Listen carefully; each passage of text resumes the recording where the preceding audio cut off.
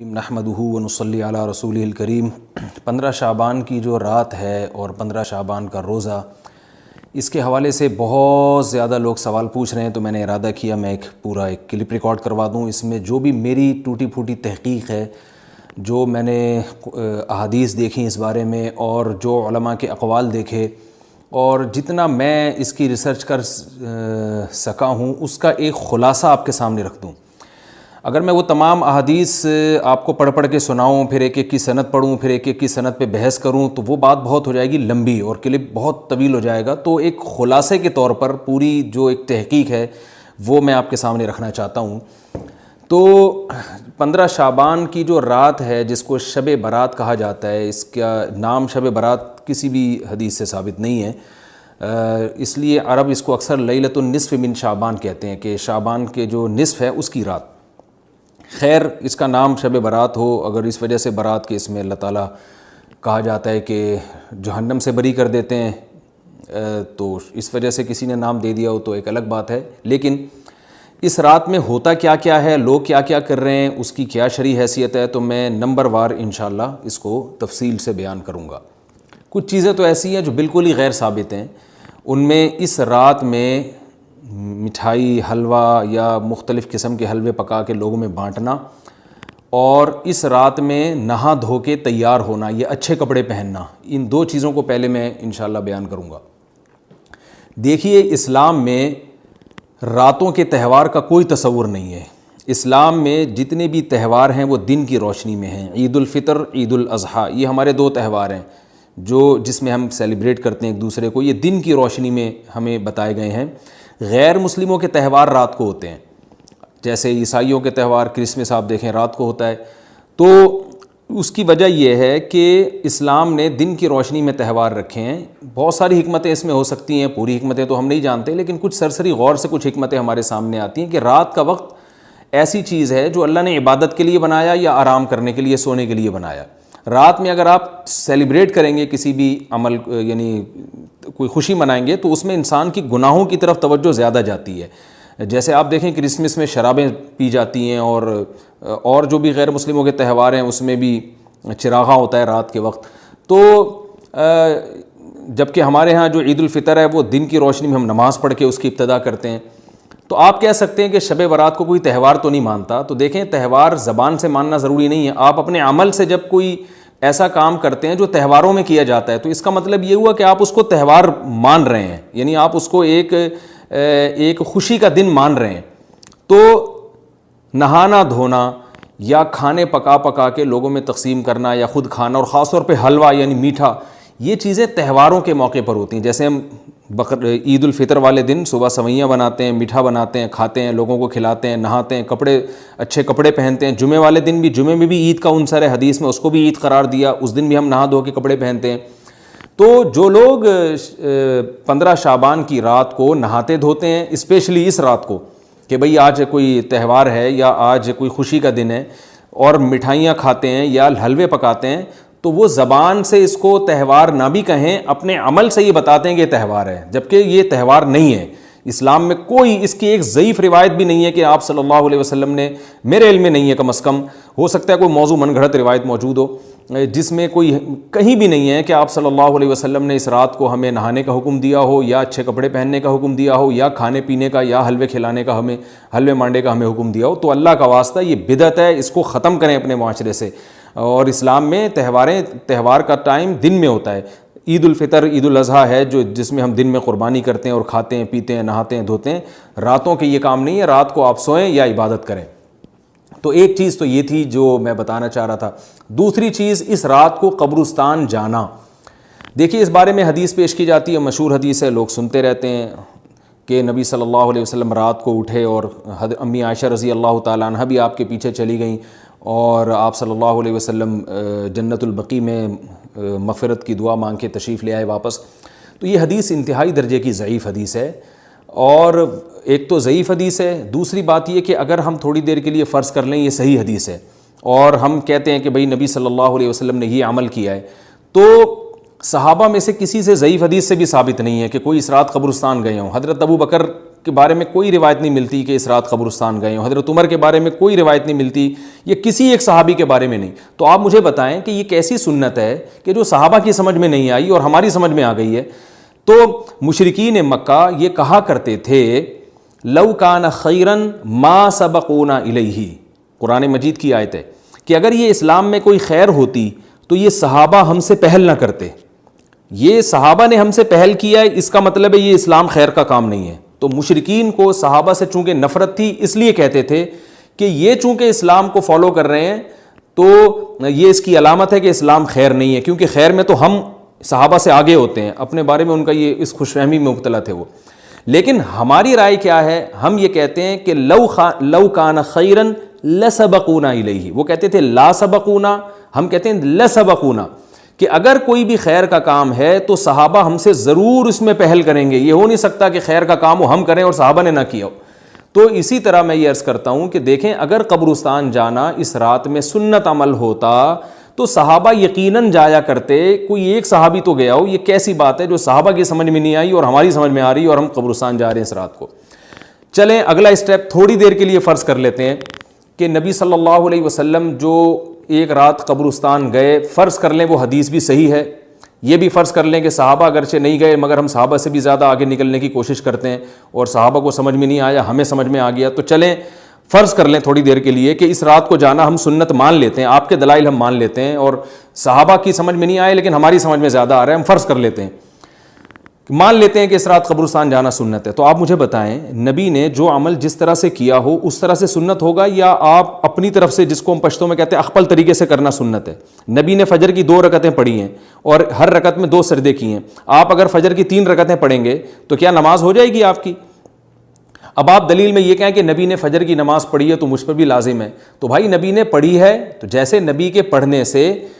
آپ پر پڑھنا لازم ہو گیا تو جس طرح سے پڑھی ہے اسی طرح پڑھنا لازم ہوگا، اخپل طریقے سے پڑھنا لازم نہیں ہوگا. تو اسی طرح یاد رکھیں، فرض کر لیں کہ نبی قبرستان گئے ہیں اور یہ قبرستان جانا سنت ہے تو نبی کس طرح گئے ہیں اور کتنی دفعہ گئے ہیں؟ نبی رات کو چپکے سے اٹھ کے گئے ہیں، کوئی کسی کو آپ نے جمع نہیں کیا، کسی کو بتایا تک نہیں، جو اس حدیث سے پتہ چل رہا ہے ہمیں، اگرچہ یہ ضعیف حدیث ہے لیکن فرض کر لیں یہ صحیح ہے. تو کہیں پتہ بھی نہیں چل رہا، چپکے سے قبرستان گئے اور چپکے سے واپس آئے اور پوری زندگی میں ایک دفعہ گئے. جبکہ ہمارے ہاں ہر سال قبرستان میں لوگ جا رہے ہیں، جب بھی شب برات آتی ہے لوگ قبرستان جاتے ہیں ہر سال. نبی ایک دفعہ گئے اور آپ ہر سال جا رہے ہیں.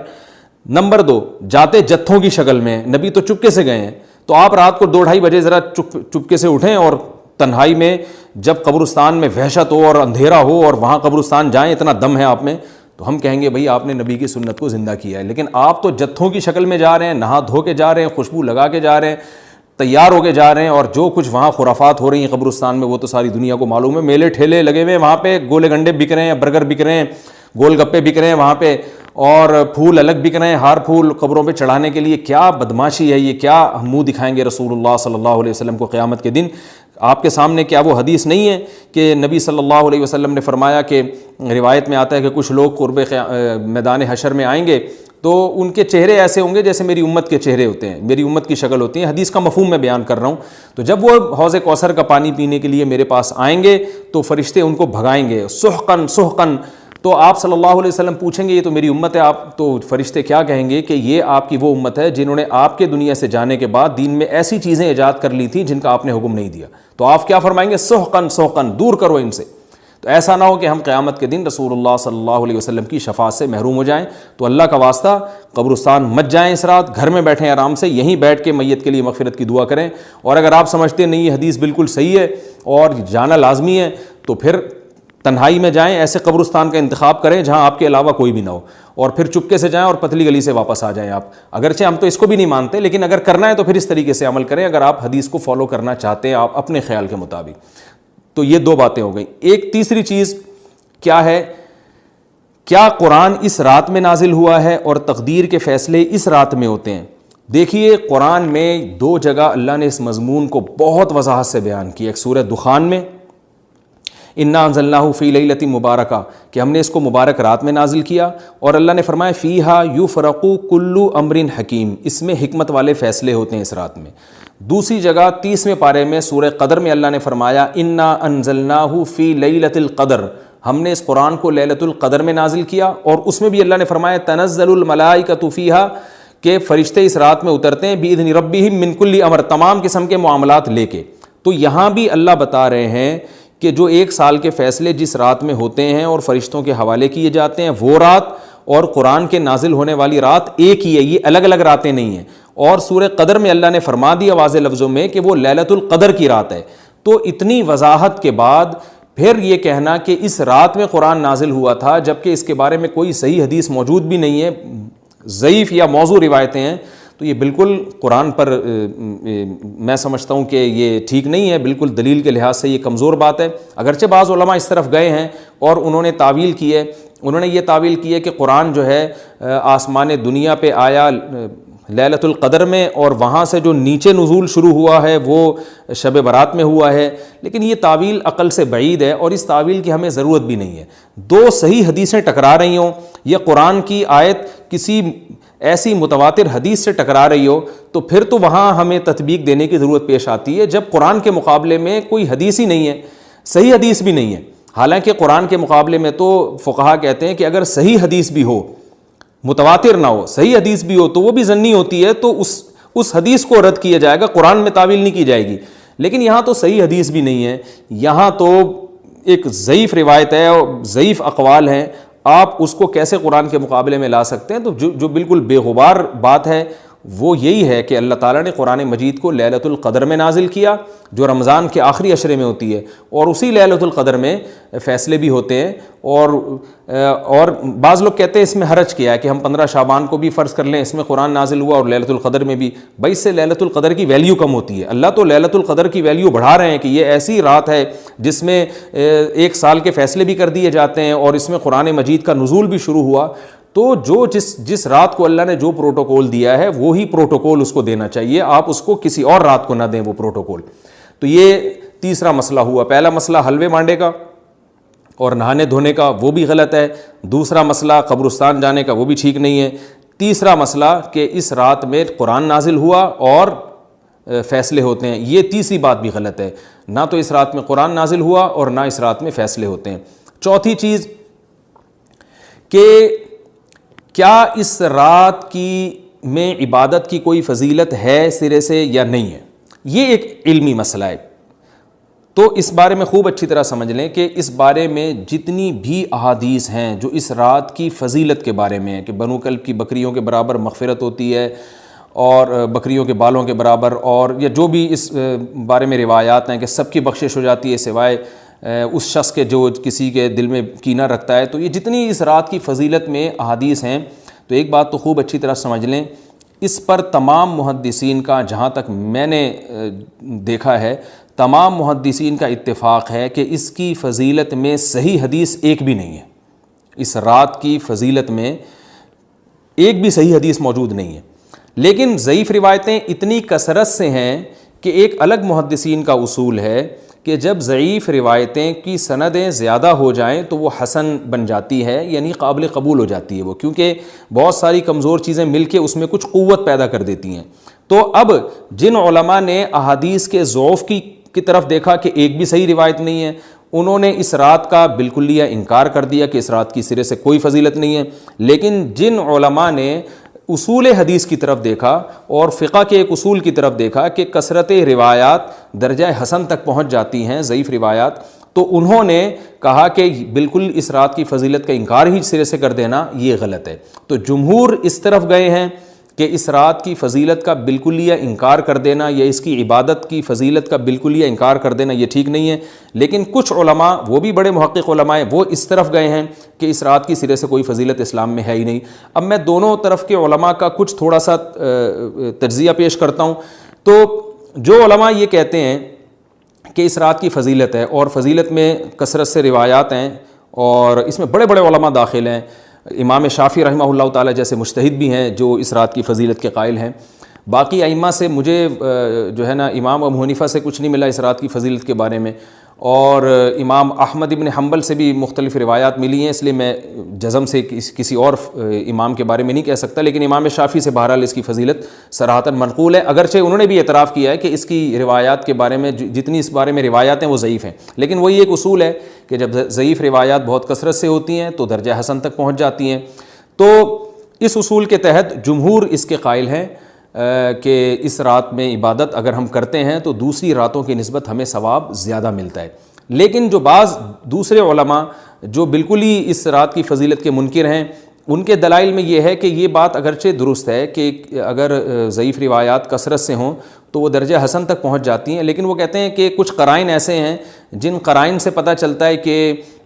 جو ہے ان قرائن کو اگر سامنے رکھا جائے تو وہ ان کی رائے یہ ہے کہ پھر ان کا خیال یہ ہے کہ ان کا رجحان اس طرف ہے کہ اس رات کی سرے سے کوئی فضیلت نہیں ہے۔ ان قرائن میں ایک چیز یہ بھی ہے کہ اس کے بارے میں جو روایات ہیں ان میں بہت زیادہ ثواب کی بشارت سنائی گئی ہے، تو بعض محدثین کا یہ اصول ہے کہ کسی رات کے بارے میں یا کسی خاص عمل کے بارے میں بہت زیادہ کہیں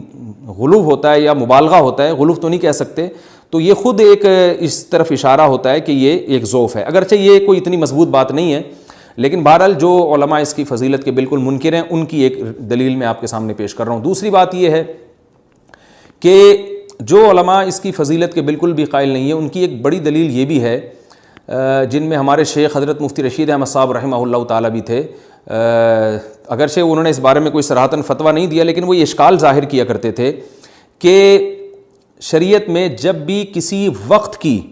یا کسی خاص رات کی کوئی فضیلت آتی ہے تو اللہ تعالیٰ اس کو جو ہے وہ اس کا صحیح ٹائم نہیں بتاتے بلکہ اس میں اختلاف ڈال دیتے ہیں۔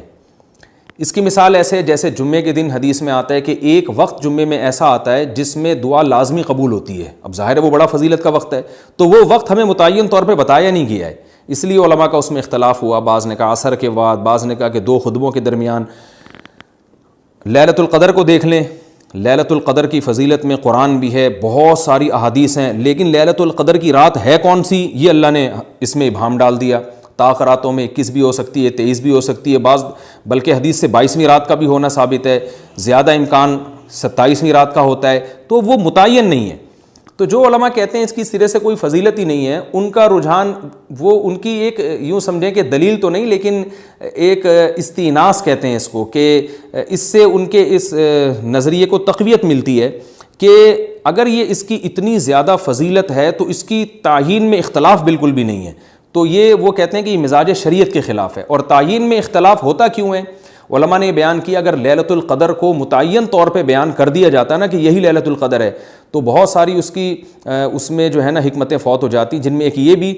کہ اس رات میں جہاں عبادت کا ثواب بہت ہے گناہ کا عذاب بھی بہت ہے، پھر اگر اس رات میں کوئی گناہ کرتا تو وہ اللہ کے عذاب سے نہ بچ پاتا، کیونکہ وہ اللہ متعین کر دیا کہ یہ لیلۃ القدر ہے، تو کیسے تم اس میں گناہ کر رہے ہو؟ اب معاملہ اللہ نے مبہم رکھ دیا کہ بھئی یہ بھی ہو سکتی ہے تو اگلے دن بھی ہو سکتی ہے۔ اور ایک فائدہ یہ بھی اس میں رکھا متعین نہ کرنے میں کہ لیلۃ القدر انہی کو ملے جو تلاش کریں، جو پورا عشرہ جاگیں گے ان کو لیلۃ القدر ملے گی۔ اگر اللہ اسپیسیفک دن بتا دیتا کہ 21ویں ہے، 23ویں ہے یا 25ویں ہے یا 22ویں ہے تو بہت سارے لوگوں کو لیلۃ القدر مل جاتی، تو اللہ نے جو مبہم رکھا ہے نا، تو ایک رات کی فضیلت اللہ نے بڑھا دی مگر اس کی تعیین میں ابہام پیدا کر دیا تاکہ جو پورا عشرہ جاگے گا اسی کو لیلۃ القدر ملے گی، اس کے علاوہ ہر آدمی کو نہ ملے۔ وہ ایک اللہ کی ایک حکمت ہو سکتی ہے اس میں۔ تو یہ 2 حکمتیں ہیں کہ اس میں گناہ اگر کوئی کرے تو اس پر عذاب نہ آ جائے، کیونکہ اگر متعین کر دیا جائے گا تو پھر گناہ کیسے تم کر رہے ہو اس رات میں، تو اللہ نے اس میں بھی ابہام پیدا کر دیا۔ جو گناہ کرنے والا ہے اگرچہ وہ بڑا گناہ گار ہے اس رات میں، چاہے وہ رمضان کا آخری عشرے میں کسی رات میں بھی گناہ کرتا ہے، لیکن کم از کم اتنا عذر تو ہے کہ اس کو کیا پتا تھا کہ یہ آج لیلۃ القدر ہوگی۔ تو جو 15 شعبان کی رات ہے اس کی بہت زیادہ فضیلت ہے، تو پھر یہ رات کو متعین کیوں کر دیا گیا؟ یہ ان علماء کی دلیل میں بیان کر رہا ہوں جو اس کی فضیلت کے بالکل بھی قائل نہیں ہیں، لیکن بہرحال حقیقت یہ ہے کہ جمہور علماء اس کی فضیلت کے قائل ہیں، کیونکہ یہ جو میں نے دلائل دیے کہ وہ علماء جو اس کی فضیلت کے سرے سے منکر ہیں ان کے یہ دلائل کو ہم دلیل نہیں کہیں گے بلکہ استئناس کہیں گے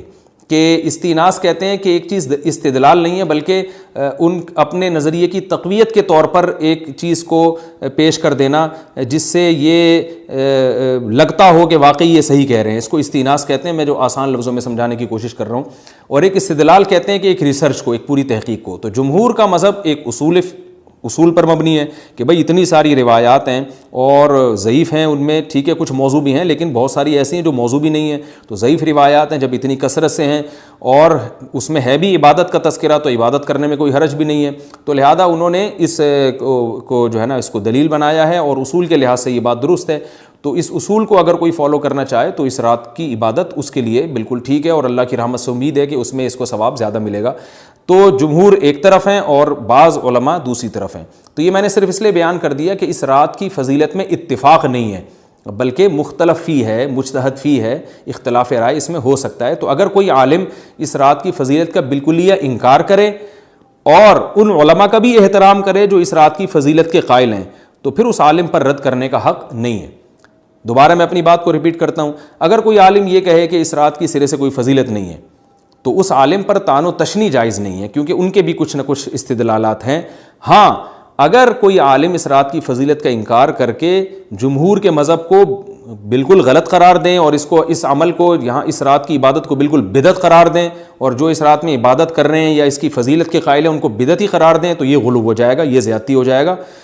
ہو جائے گی، جو کہ بالکل غلط ہے۔ کیونکہ جب دونوں طرف دلائل ہیں تو اعتدال والی رائے اختیار کرنی چاہیے، اور کسی ایک طرف بہت زیادہ جھکاؤ یا کسی ایک کو 100% غلط قرار دے دینا، بدعتی قرار دے دینا، یہ درست نہیں ہے۔ جو ہماری قوم میں ایک مزاج ہے کہ بس اپنی رائے کو مسلط کرتے ہیں اور دوسرے کی رائے کو مانتے ہی نہیں۔ تو عوام کے لیے کیا ہے؟ لوگ کہتے ہیں مفتی صاحب کنفیوز کر دیا آپ نے، تو لٹکا کے چھوڑ دیا ہمیں۔ بھائی میں کنفیوز نہیں کر رہا، عوام جمہور کے مذہب کو فالو کرے گی، جمہور میں بڑے بڑے علماء ہیں، وہ اس کی فضیلت کے قائل ہیں اور وہ اس کے قائل ہیں کہ اس رات میں عبادت کرنی چاہیے، تو آپ جمہور کے مذہب کو فالو کر سکتے ہیں۔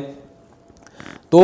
اب یہ بات تو ہو گئی، جمہور کا مذہب میں نے آپ کو بتایا کہ وہ اس رات میں فضیلت کے قائل ہیں کہ اس رات میں عبادت کرنی چاہیے، لیکن کیسے کرنی چاہیے اس پر تمام علماء کا اتفاق ہے کہ مسجد میں جتھے بنا کے جانا یا اجتماعی عبادت کرنا یہ بالکل بدعت ہے، بالکل ناجائز ہے۔ اسی طرح کوئی مخصوص قسم کی نماز پڑھنا کہ پہلی رکعت میں یہ والی صورت، تو دوسری میں یہ والی صورت، تو تیسری میں یہ والی صورت، یہ بالکل بدعت ہے۔ صلاۃ التسبیح کی جماعتیں بدعت ہیں۔ تو ایک ہی راستہ ہے آپ کے پاس، آپ عبادت کرنا چاہتے ہیں تو انفرادی طور پر ایسے عبادت کریں جیسے عام دنوں میں آپ عبادت کرتے ہیں، یہ ویسے ہی نماز پڑھیں جیسے عام دنوں میں نماز پڑھتے ہیں۔ کوئی مخصوص صورتیں، مخصوص رکعتیں نہیں ہیں، جتنی اللہ توفیق دے تنہائی میں آپ 2 رکعتیں، تہجد کی 4 رکعتیں، 6 رکعتیں، 8 رکعتیں، 16 رکعتیں، جتنی اللہ توفیق دے آپ رات کو کھڑے ہو کر انفرادی نماز پڑھیں، دعائیں مانگیں اللہ تعالیٰ سے، قرآن کی تلاوت کریں، تسبیحات کریں،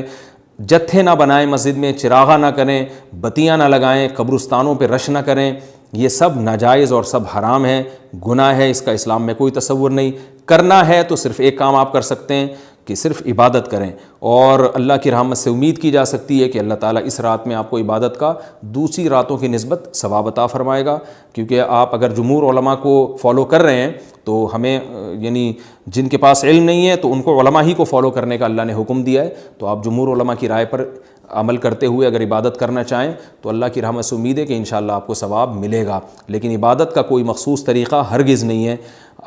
پمفلٹ بٹ رہے ہوتے ہیں کہ یہ والی صورت پڑھنے سے یہ ہو جائے گا، تو یہ والی صورت پڑھنے سے یہ ہو جائے گا، یہ بالکل غلط ہے۔